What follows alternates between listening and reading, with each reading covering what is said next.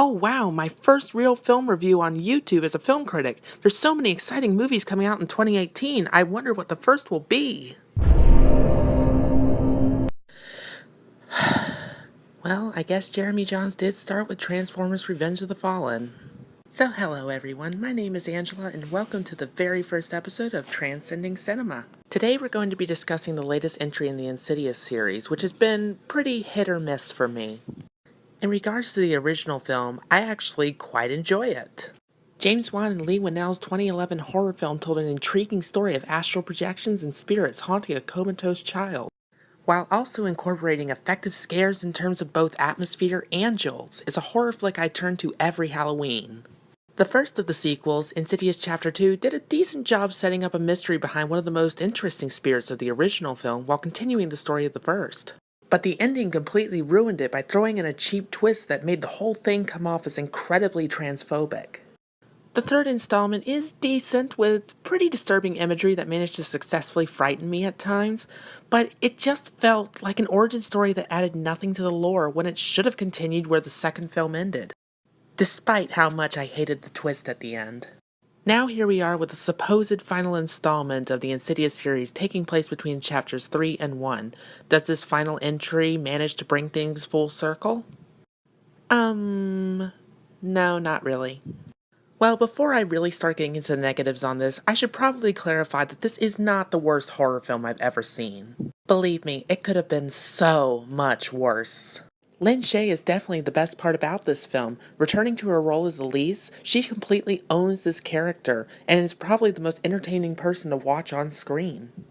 She's dynamic in her performance, giving off such raw emotion that makes you feel for her and care about her as she goes through her journey. The problem is how little she's given to do with the direction. The main problem with The Last Key is how little it actually feels like a part of the series for two main reasons: tone and relevance. This is the first time an Insidious film has been directed by someone that's not James Wan or Leigh Whannell, and it shows big time. Once the opening credits come along, the haunting strings and eerie Insidious title are done away with for a more generic style, which describes the tone of this film to a T.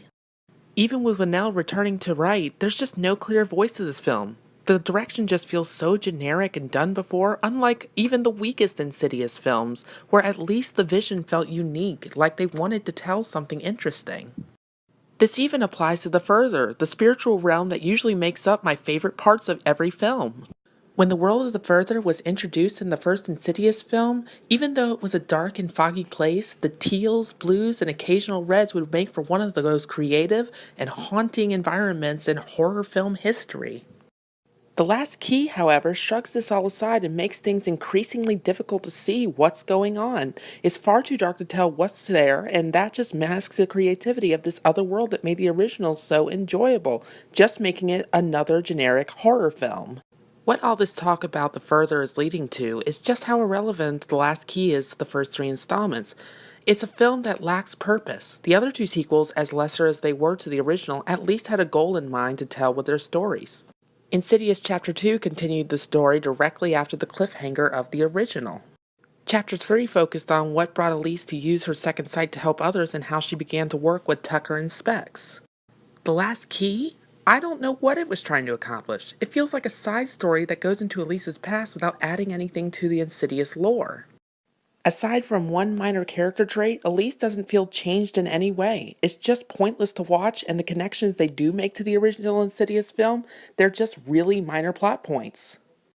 If you've been a fan of the first Insidious film as long as I have, or have been a fan of the entire franchise, The Last Key is just going to be an incredibly huge disappointment. Sure, Lin Shaye may be great in it, as she always is in this series. But the lack of creative direction from the director, as well as the tone that made the original so creative, and the overall irrelevance of the film just makes this worth a skip.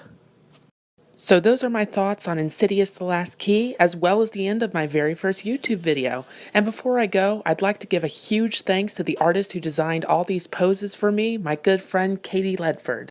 She did an amazing job with the artwork, and I just had to give my thanks.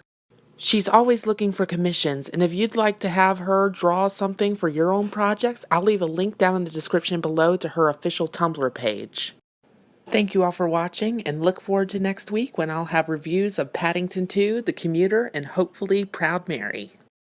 Hey all, you've made it to my official end card. Here you'll usually find my last minute thoughts on a movie that I just reviewed that I couldn't quite fit into the video, but since I don't have much left to say about The Last Key, I'll just go on ahead and say in the description below you'll find links to my social media pages on Facebook and Tumblr, as well as a link to the artist, Katie Ledford, on Tumblr as well.